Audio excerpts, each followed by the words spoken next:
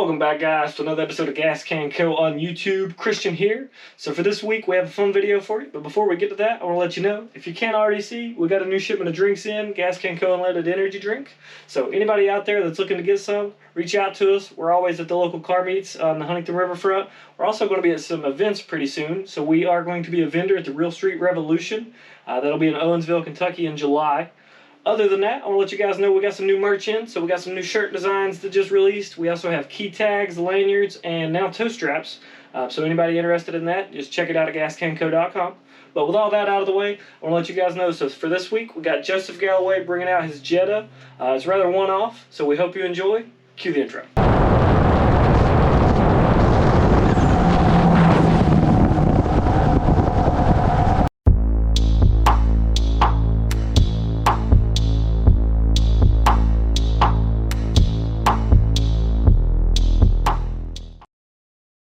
Alright guys, Christian Spaulding here with GasCanCo. We got Mr. Joseph Galloway with us today, and we're going to be going over this 2017 Jetta GLI. So Joe, if you want to tell us where you're from. I'm from Chesapeake, Ohio. Alright, you lived here all your life? Lived here my whole life. I moved away to Jacksonville, Florida like a couple of years ago. Then I lived in Houston, Texas, and that's actually where I acquired the car. I got you. And why a Jetta? My first car was a Volkswagen Jetta, super base model 2.0, non-turbo. Everybody told me to burn it and sell it.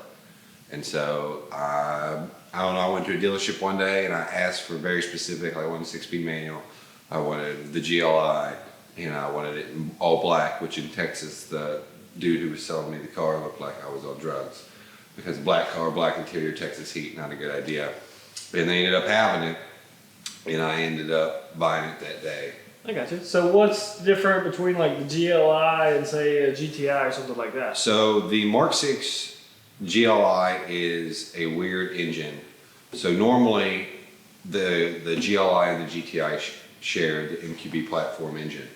In this car, that is not the case. And it actually made it really hard to modify this car because the orientation of the turbo was flipped. I got you. In the GTI, you have this shares the same motor, or the similar motor to that of a Mark 7 GTI, and they run IS 20 turbos from the factory, and then these ran some type of Honeywell MGT, some number I can't remember, which is a much smaller turbo. But there was no, in this year model, which is the Gen 3 engine, there is no aftermarket tuning support, or there wasn't. There was no aftermarket tuning support. All you could get was stage 2, and you were topped out. I got you. So, sounds like you definitely know your stuff when it comes to Jettas. So, like, from the time you got it brand new, it was all stock. Down the rabbit hole you went. So, what have you done to the car so far? So when I first bought the car, I got it immediately stage 1 tuned with, I put an air intake on the car, just like everybody starts out down the rabbit hole. And then I met a guy named O, and O had a stock hybrid turbo, which was a stock turbo for this car. But we ended up putting that on the car and had wastegate problems and could never get the car to make full boost. Well, there was no aftermarket turbo options for this car. So I ended up finding a dude named Edwin Toledo Torres, who had ran 10.9 in one of these cars on the quarter mile. Which is pretty impressive. Pretty impressive. He had swapped the GTI and the Golf R configuration turbo into this car, and it was weird because you had to reroute coolant lines and boost piping, and you had to do a lot more than would have been considered a bolt-on configuration. Like a lot of companies take the turbo off, put a new turbo on, bada bing, bada boosh, it's ready to go. We had to alter the several coolant lines, all the boost piping, and when I found that video of him doing that, I started researching into it, and he was the first guy to run the orientation on a GLI like this. Yeah, but there was a man in Hawaii named Cameron Saunders, and he hit me up, and we started talking back and forth, and we developed the parts list for this, the turbo swap that's in the car now. It's way more prevalent now since I've done it than it ever was. Cameron flew from Hawaii to Houston, Texas to help me swap the car, and we ended up putting in a stock IS-38 turbo from a Golf R in it, and we ran it on a stage 2 tune. The biggest problem we had is there was no aftermarket custom tuning solutions. No company would touch it. were told they didn't have the fueling to support it, so we ended up swapping to a GTI high pressure fuel pump and putting upgraded internals in it to allow the car to make more power. And I got in touch with a company out of Canada called Malone Tuning, and they hit me up, and we talked back and forth, and they ended up sending me out a tool, and they have tuned this car for me 100% of the way, and they were the first person to touch a Mark 6 Gen 3 GLI and actually get us to where we ran like 27. The car runs 27 pounds of boost right now. On the Golf R turbo? On the turbo that's in it now, we actually upgraded from an IS38 to an IS38 hybrid. I originally had a Mabotech turbo in it, but it was too large and spooled too slow. I didn't make power till about 4,500 RPMs. Ended up selling that, and through Malone Tuning, I got a hookup on a Turbo Concepts hybrid, which has a 54 millimeter compressor, and I run 27 pounds of boost, and the car probably makes about 420 wheel horsepower right now. Which is a good bit out of a front wheel drive. Oh, absolutely. It's hard. I actually just spent my good old stimulus money on tires because I can't keep the fronts from being worn down. Understandable. So other than crazy custom engine work and a lot of trial and error, you said you had a custom tuning solution. So is it stock ECU? Is it something like a standalone? It's all stock ECU until Malone Tuning touched them. Everybody that ended up swapping to this configuration ran a JV4, which is it's a stackable. It tricks the ECU. It's like a piggyback. Yeah, it's a piggyback tune, which you don't really get the timing advance that you need. Right. To make good power, you're just adding boost and fuel. There's not a lot of control there. Yeah, and it doesn't have the same effect. I know a guy named Jason Jason Shavara, I think is his name. I never get it right, but he's making 510 wheel horsepower with multi-port injection fueling out of these motors, which is pretty impressive. The stock block can take about 420 foot-pounds of torque before you start seeing real reliability issues. Right. What about the trans? So can the trans keep up with the horsepower, or are you pretty close to the end of that? So everybody that swapped these turbos in the car were pretty close together. That's where the shirt comes from, the Project Gen 3 GLI. We all been in a group chat for years, and they're wonderful people. There's Robert, Brandon, Santos, or a guy named Charlie Devine, who's actually all-wheel drive swapping a car. There's Edwin. We've all worked together, and none of us have ran into any type of trans issues. We have had people swap to a Beetle trans or GTI trans, where the gears are shorter for drag racing. I got you. I like the longer gears. Living here, right. Curvy roads are more important. It is a stage 3 South Bend endurance clutch. It has Golf R injectors, and I integrated engineering intake. Cheapo Chinese AliExpress boost pipes and AliExpress down pipe.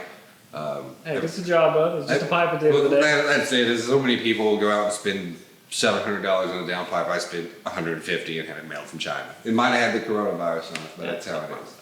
So other than engine work, what else have you done to the car? So it's on coilovers? It's on Coney coilovers, which I magically acquired after Hurricane Harvey for super cheap. But the wheel setup is Montegi wheels. They are 8.5 wide. On 17 inches, but I actually dropped from 18-inch wheels to 17-inch wheels just so I had more cushion. Right. And how wide are the tires? 8.5s. Or the tire? Oh, they're 245s, 4017s. I got you.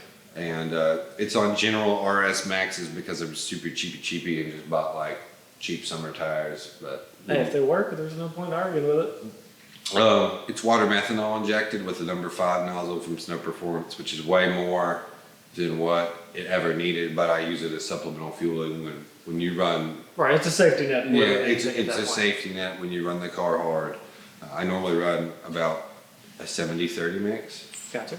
70% methanol, 30% water. Overall, it's just been a really long road.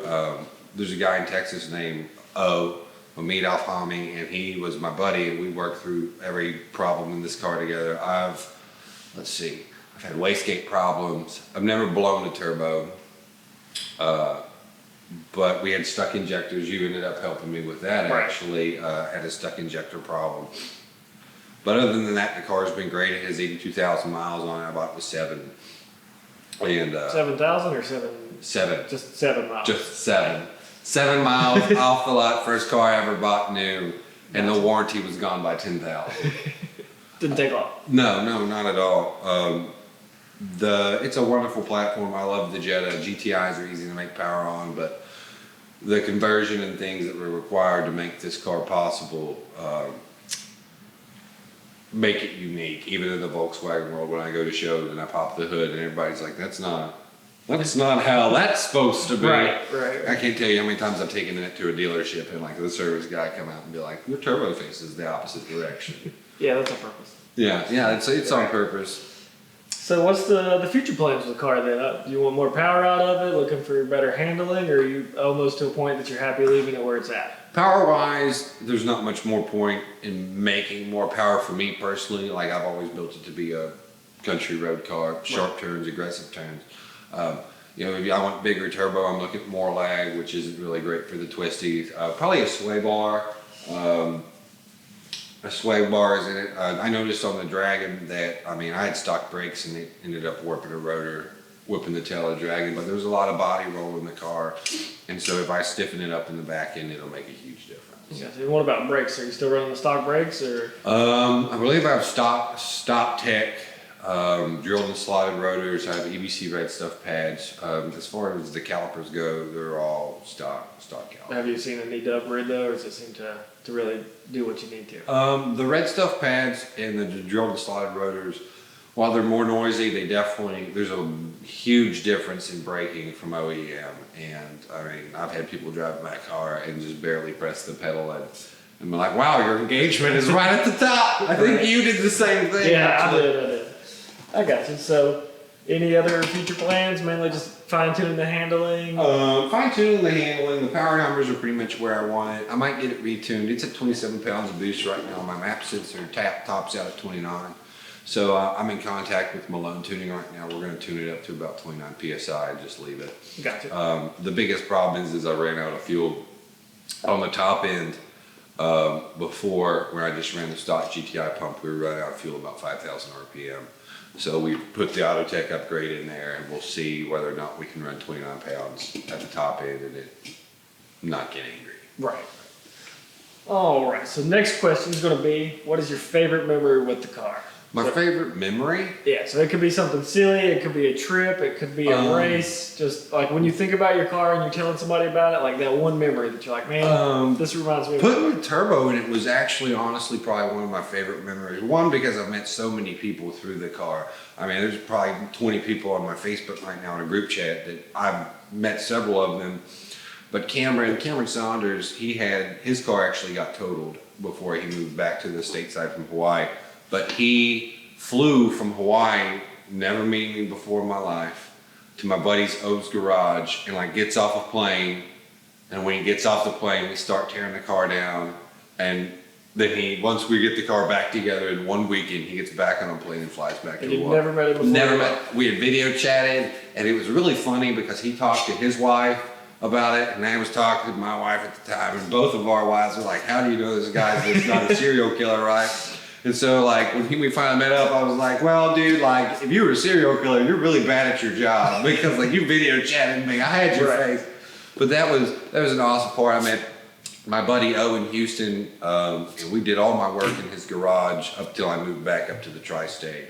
And I believe the companionship that I got out of it was the top tier thing for me. Well, you can't even argue with that. So many people meet through car meets or just wrenching on cars these days. Those friendships, you can't ask for better than that. Oh, absolutely. And one of the most amazing things is that where this swap is so rare and weird, we'll all find somebody who reaches out to one of us that are in this group chat and they'll get added in. So I think we're at 25 people now. So you're the Jetta gurus when it comes to this off-wall situation. Absolutely. When it comes to the Gen 3 engine, I walked through people that shouldn't have been touching their car on how to do it. I've had questions I think my favorite question anybody ever asked me while doing the swap was, where do the intercooler pipes go?